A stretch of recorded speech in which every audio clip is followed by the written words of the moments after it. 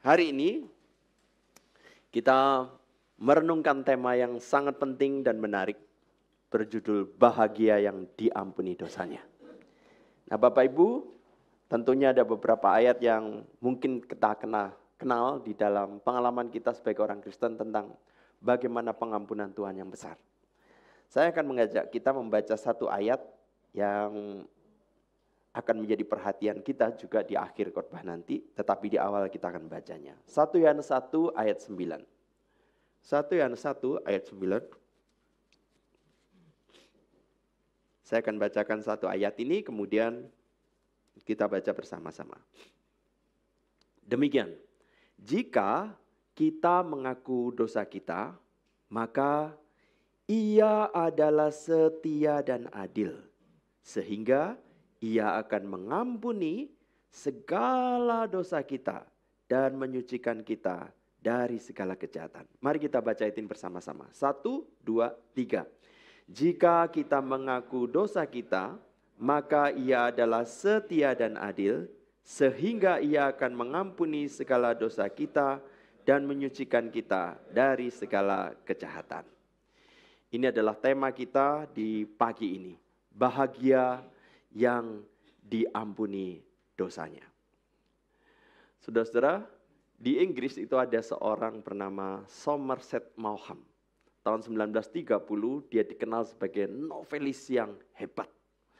Dan sebagai seorang novelis kita bisa bayangkan dia sangat mengerti watak, karakter, sifat manusia. Sehingga karena mengerti watak sifat karakter manusia, menulis novel dan kemudian membuat banyak orang tertarik dan kagum pada dia. Seandainya dia bisa mengungkapkan wataknya bagaimana. Nah, ini menarik bukan? Dan ternyata beliau memang betul-betul menuliskan apa yang menjadi isi hatinya. Nah, saudara-saudara, sebelum isi hatinya saya ungkapkan, di dalam dunia psikologi dikenal satu istilah. Apa yang paling pribadi, itulah yang paling umum. Aneh sekali bukan? Ini paradoks ya. Apa yang paling pribadi, itulah yang paling umum. Nah, saudara, apa yang dikatakan Somerset Maugham? Kalimatnya kira-kira semacam ini dalam bahasa Indonesia. Jikalau orang tahu apa yang melintas dalam pikiranku, apa yang ada di dalam hatiku, dan ditunjukkan pada mereka, mereka akan tahu aku seorang monster.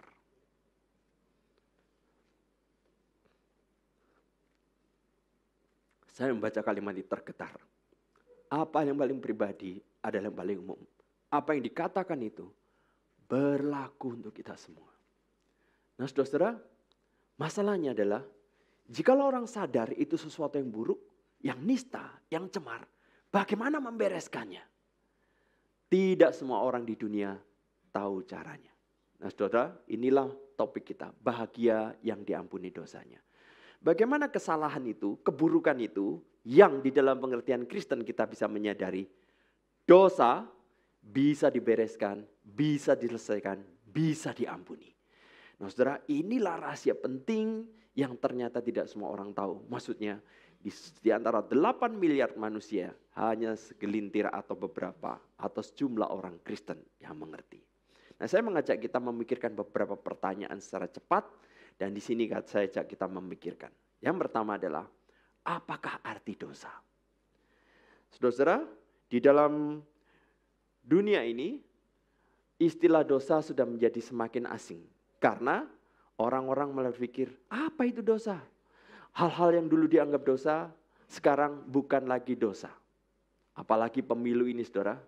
Anda tahu, pendukung paslon A, B, C, atau pendukung paslon A akan berusaha untuk menjelekkan paslon B dan C. Pendukung paslon B akan berusaha menjelekkan A atau B, C. Demikian seterusnya. Dengan demikian, saudara, penipuan, kebohongan, dusta, menghina, memojokkan, mencela, memfitnah menjadi suatu keseharian. Bahkan ada suatu podcast yang saya dengar dari suatu calon wakil presiden tertentu ditanya, Anda menjanjikan ini, bagaimana itu? Apakah itu tidak bohong? Dia ketawa. Memang itu bohong. Dia menyatakan terus terang dengan ketawa. Dengan kata lain, kebohongan dan sebagainya sudah dianggap suatu yang lazim. Nah, saudara, lama-lama orang menjadi bingung. Yang dianggap dosa itu apa? Sesuatu yang salah, yang buruk, yang nista, bahkan dianggap sebagai suatu kewajaran. Itu sebabnya kita perlu mengerti apa definisi dosa. Nah, saudara, dosa adalah sikap. Maksudnya sikap adalah sesuatu yang tidak nampak. Dosa juga tindakan, sesuatu yang nampak. Yang melanggar larangan Allah. Tuhan berkata, jangan berdusta, tapi larang ini dilanggar, itulah dosa. Jangan iri dilanggar, inilah dusta. Jangan berzina dilanggar, inilah dusta. Inilah dosa. Nah, saudara, Tuhan melarang jangan, lalu dilanggar, inilah dosa. Tapi dosa bukan hanya satu aspek. Dosa juga tidak melakukan yang diperintahkan Allah. Tuhan sudah beri begitu banyak, yang banyak kita miliki, kita kurang sadari, lalu tidak bersyukur, lalu cenderung iri atau pingin yang kita tidak punya. Artinya, tidak bersyukur itu dosa. Tidak mengasihi Allah dengan sepenuh jiwa, itu juga berdosa. Tidak mengasihi orang lain, itu juga berdosa. Pak, saya sudah belajar mengasihi orang lain. Tuhan Yesus mengatakan, kasih orang lain seperti aku mengasihi kamu. Saya baca di Yohanes 15 kaget. Saya tidak mengasihi orang lain seperti Kristus, itu juga berdosa. Nah, saudara, tidak melakukan yang baik, itu berdosa. Meliputi pikiran, perasaan, perkataan, motivasi, tindakan. Nah, saudara, kalau pengertian dosa semacam ini, Anda bisa bayangkan. Dalam satu hari kita bisa berdosa berapa kali? Inilah dosa. Dosa artinya melanggar larangan Allah, tidak melakukan perintah Allah. Nah, saudara, di dalam satu ayat lebih gamblang lagi. Di dalam Markus 7. Dari hati orang timbul segala pikiran jahat. Bagi orang Yahudi disebut hati itu ya di sini, saudara, benak kita. Dari benak kita muncul berbagai pikiran jahat. Inilah dosa. Hal-hal jahat tidak berkenan kepada Allah, inilah dosa. Di dalam Markus 7 dijabarkan beberapa contoh. Percabulan, pencurian, pembunuhan, perzinahan, keserakahan, kejahatan, kelicikan, hawa nafsu, iri hati, hujat, kesombongan, kebebalan. Inilah dosa. Nah, saudara, mari kita menatap, melihat, mengerti fakta-fakta dosa. Jikalau ini kita hindari atau kita abaikan, kita mengalami, kita melakukan, dan kita kebingungan. Kenapa saya bersalah? Kenapa saya gelisah? Kenapa saya takut? Kenapa malu? Tanpa menyadari kita sudah melakukan dosa. Maka mengerti definisi dosa ini penting sekali. Saudara pernah salah satu teman tim penginjilan saya itu menginjili orang lain. Seorang ibu-ibu di sebuah rumah. Waktu dia mulai memberitakan Injil, dia bicara tentang dosa. Ibu itu langsung menyaut, nah betul itu, banyak orang berdosa. Itu orang-orang di penjara itu berdosa semua. Nah, ibu ini belum mengerti definisi dosa. Setelah disadarkan definisi pengertian dosa, baru itu ibu sadar. Loh, yang berdosa bukan cuma orang di penjara, tetapi dia juga. Nah, saudara, bagaimana kita lebih mengerti bukan hanya contoh-contoh ini, tetapi pengertian dosa di dalam keseharian kita. Misalnya, tidak puas, tidak bersyukur, sombong karena prestasi tertentu, tidak sabar, mudah tersinggung. Ada lagi, marah tak terkendali, kebencian, dendam, iri hati, cemburu. Fitnah, dusta, kata-kata makian, penghinaan, penyimpangan moral, kurang penguasaan diri dalam makan, minum, emosi, menonton, hobi, belanja, dan sebagainya. Nah, saudara, jika ini kita tidak sadari, kita melakukan berulang, dan kita merasa bersalah tanpa tahu, rasanya saya baik-baik saja. Tanpa kita sadari, kita sudah melakukan banyak dosa. Nah, saudara, dengan menyadari dosa-dosa ini bahkan secara spesifik, maka kita sadar ini yang harus kita selesaikan di hadapan Tuhan. Nah, saudara, saya mengajak kita memikirkan pertanyaan kedua. Mengapa dosa adalah masalah? Saudara, anggaplah ini bumi kita atau dunia kita. Ya. Kita berpikir karena dunia di dalam kegelapan dan semacam ini dari dulu, maka kita pikir inilah wajar dunia ini. Di dalam kegelapan, di dalam keberdosaan, di dalam kesalahan. Dari dulu orang melakukan kekeliruan, kesalahan, keberdosaan, kecemaran. Lalu kita lahir juga di tempat ini. Maka kita mengatakan inilah apa adanya dunia. Inilah yang lumrah dunia. Ini yang wajarnya dunia. Dunia memang semacam ini. Nah saudara, jawabannya adalah sama sekali tidak. Yang apa adanya dunia bukanlah yang semacam ini. Jadi kalau ada orang mengatakan, ya aku emang apa adanya demikian. Apa adanya yang kita alami sekarang adalah apa adanya yang tidak beres. Ada orang mengatakan, be yourself. Be yourself dengan pengertian semacam ini, be yourself yang salah. Lalu seharusnya bagaimana? Nah saudara, ironisnya manusia dalam kegelapan tidak tahu bagaimana keseluruhannya. Keseluruhannya bagaimana? Nah saudara, keseluruhan dunia ini tidak semacam ini. Tetapi dulunya demikian. Dulunya ada sesuatu yang tidak berdosa, yang suci, yang sempurna. Tetapi manusia telah jatuh di dalam dosa. Inilah penyimpangan, inilah pelanggaran, inilah kesalahan, inilah pengertian dosa pertama. Dan setelah manusia jatuh dalam dosa, mereka terbiasa di dalam dosa. Dan mereka pikir yang apa adanya, yang normal, yang wajar, yang biasa, itu yang berdosa. Dan fakta ini bukan cuma 2, ada lagi. Sebenarnya 4. Tetapi ironisnya manusia dunia cuma tahu wilayah yang kedua. Sehingga yang disebut apa adanya adalah apa adanya saya ini. Be yourself yang demikian ini. Love yourself yang semacam ini. Harusnya apa? Be yourself sesuai pikiran sang pencipta. Ini kalimat yang harus lengkap. Apa adanya sesuai pikiran yang pencipta. Love others, love God, love yourself. Sesuai pikiran pencipta. Tanpa kalimat pikiran sang pencipta atau pikiran dari Tuhan, kita akan hidup semaunya dan merasa inilah apa adanya diri saya. Nah saudara, Agustinus pernah menyatakan kalimat semacam ini. Dalam bahasa Indonesianya, Engkau menciptakan kami untuk dirimu ya Tuhan. Dan hati kami selalu gelisah. Hingga kami menemukan ketenangan padamu. Saudara, Agustinus itu siapa? Dia adalah pemuda yang waktu muda memikirkan dunia padanya semacam ini. Oh dia lihat, dia waktu itu hidup sebagai seorang yang lihat orang lain. Oh yang disebut nikmat itu yang apa adanya Pak? Hubungan seks. Hubungan seks dengan siapa kalau belum menikah? Ya sudah pokoknya dengan remaja perempuan. Dia cari remaja perempuan lalu melakukan hubungan. Itu dianggap wajar, dianggap normal, dianggap lumrah di masa itu. Tapi anehnya setelah dia melakukan yang dia pikir paling nikmat. Kok tidak paling nikmat? Setelah itu selesai, kenapa rasa bersalah? Kenapa gelisah? Kenapa jadi takut? Kenapa jadi malu? Mamanya terus berdoa supaya dia bertobat. Ini tuh apa? Mama itu ngapain? Hidupnya semacam ini.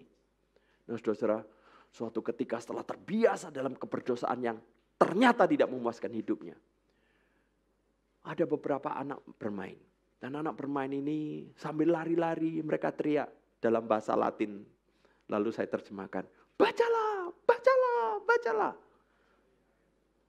Tiba-tiba kata itu, kata bacalah itu seperti peluru menusuk telinga. Sakit sekali, bacalah, bacalah. Bacalah. Seperti godam memalu telinganya. Dia enggak tahan. Saya harus baca sesuatu. Baca apa? Harus baca. Sementara anak itu berteriak, bacalah, bacalah. Dia cepat-cepat lari ke rumah. Aduh, baca apa? Baca apa? Di rumah, mamanya suka baca Alkitab. Yang ada buku Alkitab. Cepat dia pegang Alkitab. Buka. Pokoknya baca. Pas dia buka. Dia baca kitab Roma pasal 13. Akhiri perjinahan. Dia kaget. Kata itu seperti Tuhan menyadarkan dia.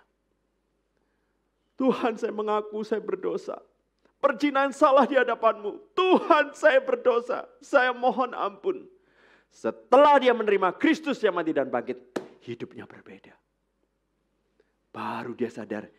Inilah yang saya cari. Inilah yang dicari manusia.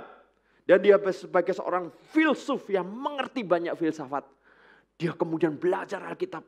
Dia juga seorang teolog. Dia seorang filsuf, dia seorang teolog. Lalu dia merumuskan kalimat. Dan kalimat ini bertahan ratusan tahun hingga hari ini. Dikutip banyak filsuf sekalipun non-Kristen. Dikutip banyak teolog, Kristen, Katolik maupun bidat-bidat. Ini adalah fakta. Tuhan, kau menciptakan kami untuk dirimu. Untuk berelasi denganmu. Untuk dekat denganmu. Untuk bersamamu.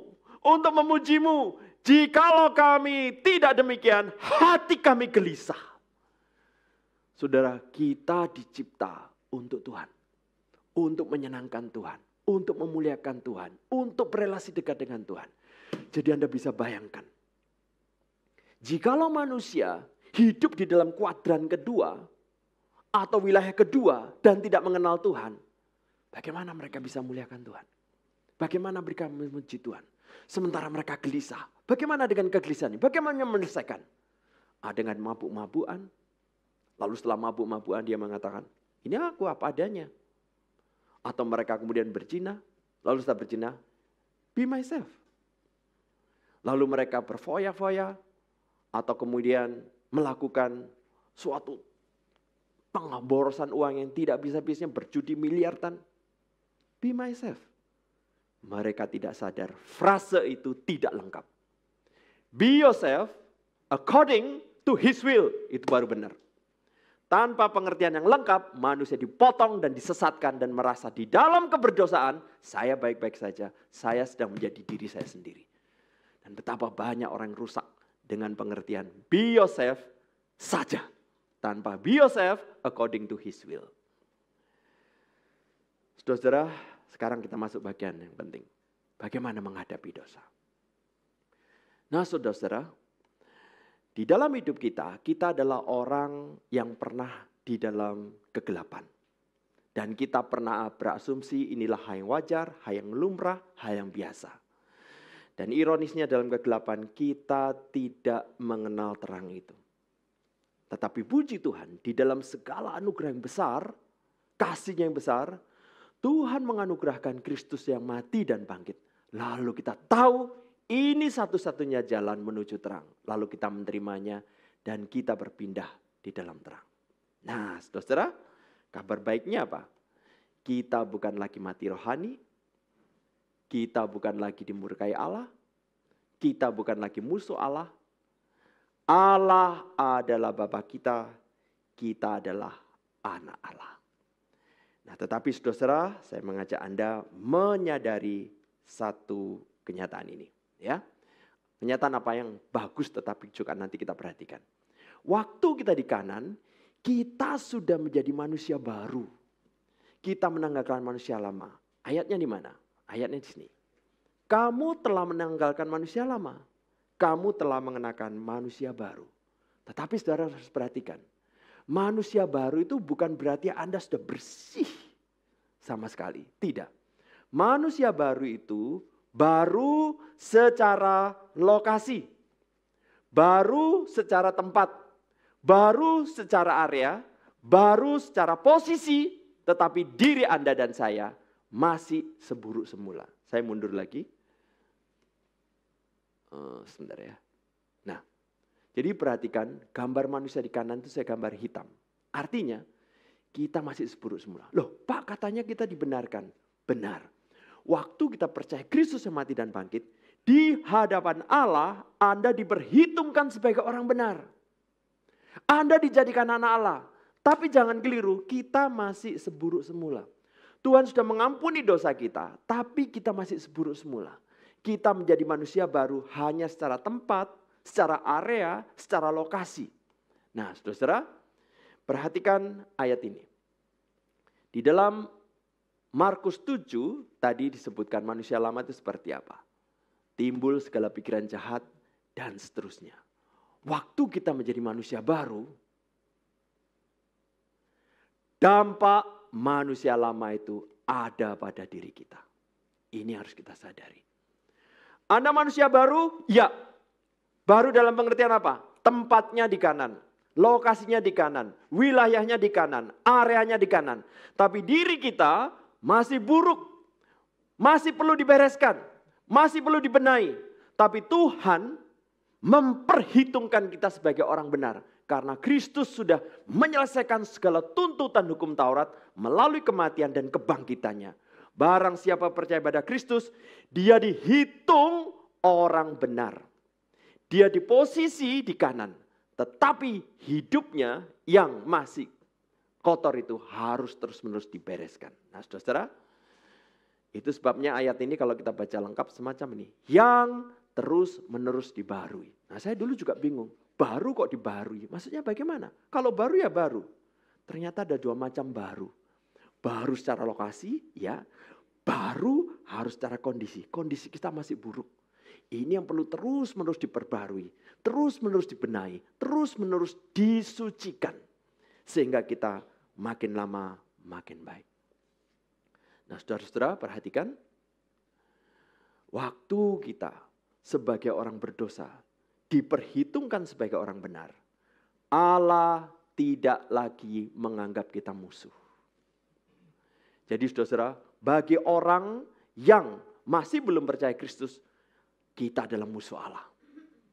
Kita akan berdiri di hadapan hakim yang begitu sempurna dan dinilai dan kita akan diberi sanksi yang mengerikan. Tetapi setelah kita percaya pada Kristus, kita bukan lagi musuh Allah. Kita adalah anak Allah. Kita bukan lagi lawan Allah, kita adalah anak Allah. Kita bukan seteru Allah, kita adalah anak Allah. Jadi saudara, mari kita pikirkan semacam ini. Kalau dulu sebelum percaya Kristus, Tuhan akan memandang kita sebagai hakim yang akan memberi sanksi yang mengerikan. Sekarang kita adalah anak Allah. Waktu kita jatuh bangun dalam dosa. Allah sebagai Bapa kita. Kasih-Nya tidak berubah. Kasih-Nya tidak terhingga. Kasih-Nya tidak terbatas. Dan Dia seolah-olah mengatakan, anakku berat ya untuk hidup diperbarui. Tapi aku akan membimbingmu.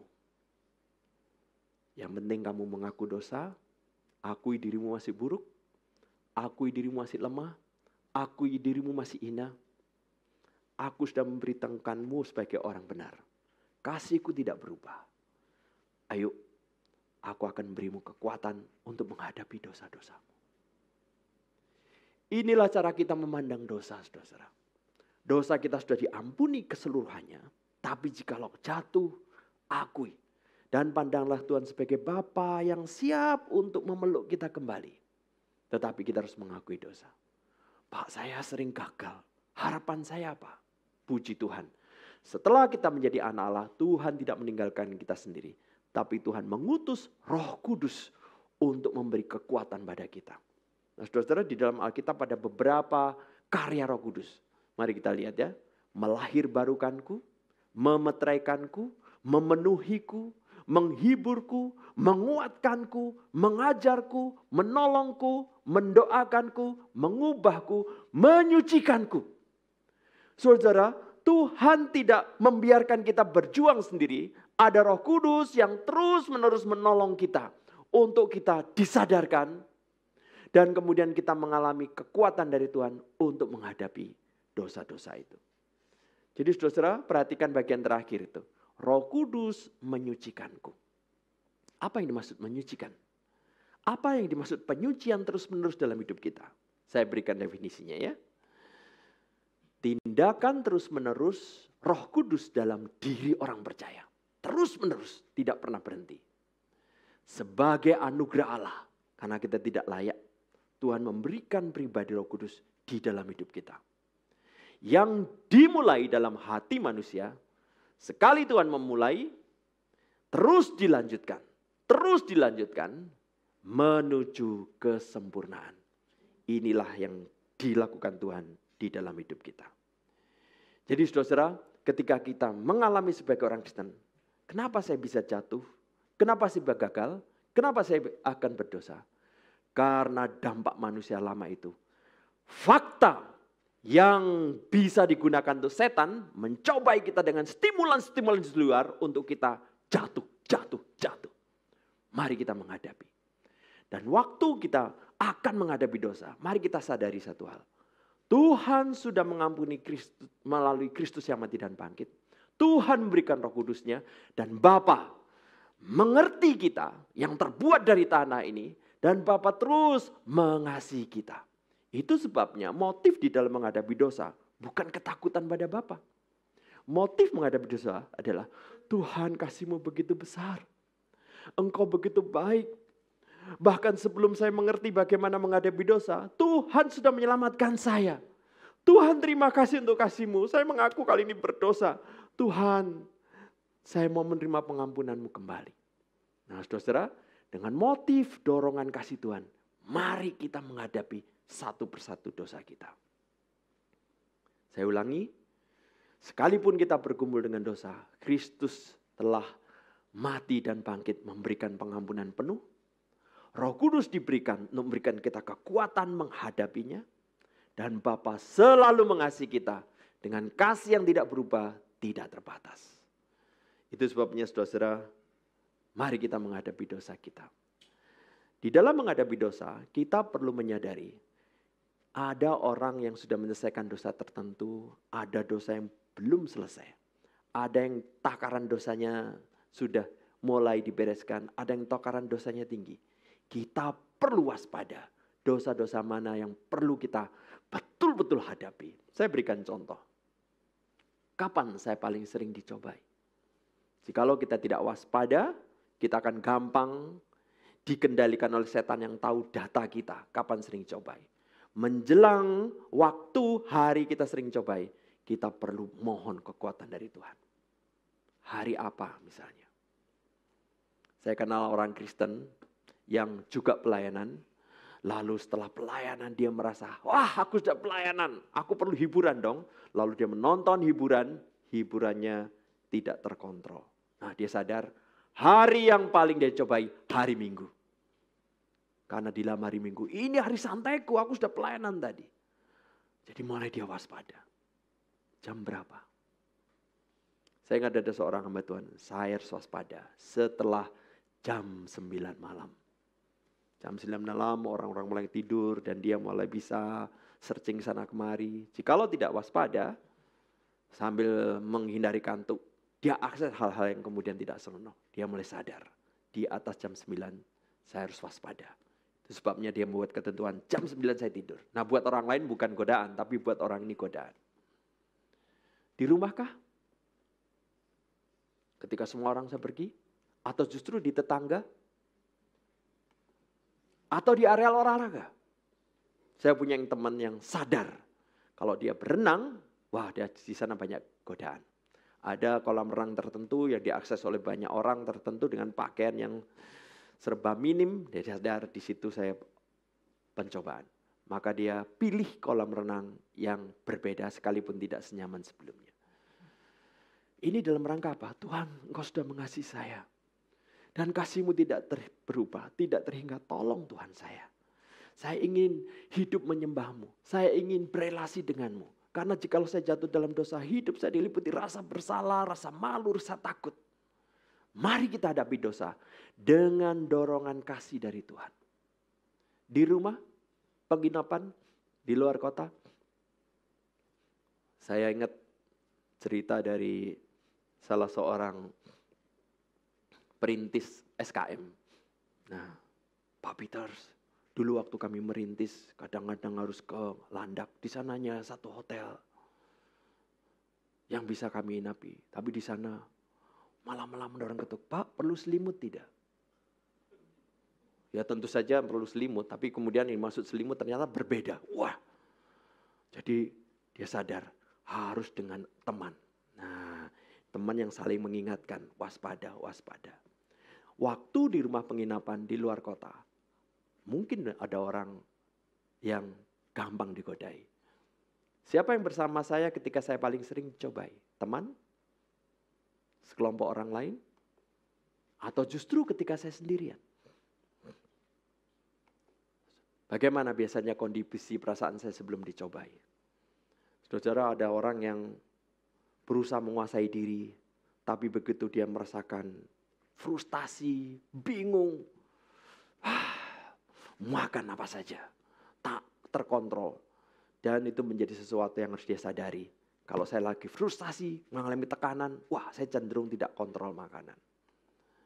Mungkin ketika saya lelah, atau kesepian, atau bosan, atau sedih, atau tertekan. Saudara, Tuhan mengasihi kita dengan kasih yang tidak terhingga, yang tidak terbatas. Demi kasih-Nya yang besar, mari kita, Tuhan tolong saya. Saya kali ini gagal, tapi Tuhan mengasihi saya akui Tuhan, minta kekuatan dari Tuhan. Mungkin ketika perasaan saya sedang terluka, atau marah, atau khawatir, ada orang tertentu kalau sedang marah, makian keluar. Nah, kita perlu menyadari hal-hal yang lemah. Bagaimana jikalau kita berusaha menguasai diri atau gagal? Nah, ini adalah ayat yang tadi kita baca. Jika kita mengaku dosa kita, maka Ia adalah setia dan adil, sehingga Ia akan mengampuni segala dosa kita dan menyucikan kita dari segala kejahatan. Saudara-saudara, ketika Anda berdosa, Anda tetap anak Allah. Anda bukan musuh Allah. Anda bukan lawan Allah. Anda bukan seteru Allah. Anda adalah anak Allah dan Tuhan mengasihi dengan kasih yang tidak terhingga, yang tidak berubah dan tidak terbatas. Hanya saja kedekatan Anda berubah, tapi status tetap anak dan bapa. Demi jati diri Anda yang dicipta untuk berrelasi dengan Tuhan, jikalau jatuh, jangan kompensasi pelarian, datanglah pada Tuhan mengaku dosa. Dan Tuhan akan memeluk kita, mendekap kita. Dan kita menikmati kembali damai sejahtera dari Tuhan. Istilah mengaku di dalam bahasa aslinya berarti setuju. Tuhan, waktu saya berzina, itu melakukan yang dilarang Allah. Tuhan, saya mengucap syukur bahkan untuk dosa itu pun Tuhan sudah ampuni dengan tuntas. Bagian saya adalah mengaku bahwa saya sudah berdosa. Tuhan, saya bertobat. Saya tidak suka dosa ini. Saya lebih suka mendekat dengan Tuhan. Saya tidak suka berdosa. Saya tidak suka menjauh dari Tuhan. Tuhan, saya ingin mendekat dengan Tuhan. Tuhan mengerti pergumulan kita. Dan waktu kita mengaku dosa, damai sejahtera dipulihkan. Dan kita menikmati relasi dengan Tuhan. Nah, saudara, Anda bisa bayangkan, jikalau orang berdosa belum mengenal Kristus yang mati dan bangkit, apa yang terjadi? Dia gelisah, tidak tahu membereskan bagaimana. Dia akan merokok, atau dia akan berzina, atau dia akan melakukan sesuatu yang destruktif untuk dirinya sendiri, mabuk-mabukan, selesai mabuk, selesai berzina, rasa bersalah itu muncul lagi, lalu ditumpuk dengan perasaan dosa yang baru, tidak ada selesainya. Mari kita menyadari, kita mengaku dosa dan mendapat damai sejahtera, itu privilege yang luar biasa. Itulah yang dicari manusia. Itu yang dialami Agustinus. Itu yang bisa kita miliki. Maka saudara-saudara kita bisa bersyukur, Tuhan saya bersyukur. Bahwa untuk menyelesaikan yang di dalam ini Tuhan, saya mengaku dosa. Betapa dipermudahnya oleh Tuhan. Puji Tuhan. Maka saudara-saudara, kita bersyukur. Di dalam hari-hari kita menjalani hidup, khususnya tahun 2024 dan bulan-bulan mendatang ini. Kita ada pengharapan, jikalau gagal, saya tetap anak Allah. Jikalau gagal, Roh Kudus tetap dalam diri saya. Jikalau gagal, pengampunan Tuhan sudah dinyatakan 2000 tahun yang lalu. Jikalau saya gagal, Bapa tetap menanti pengakuan saya. Sekali Anda dikasihi Tuhan, kasih itu tidak pernah terputus.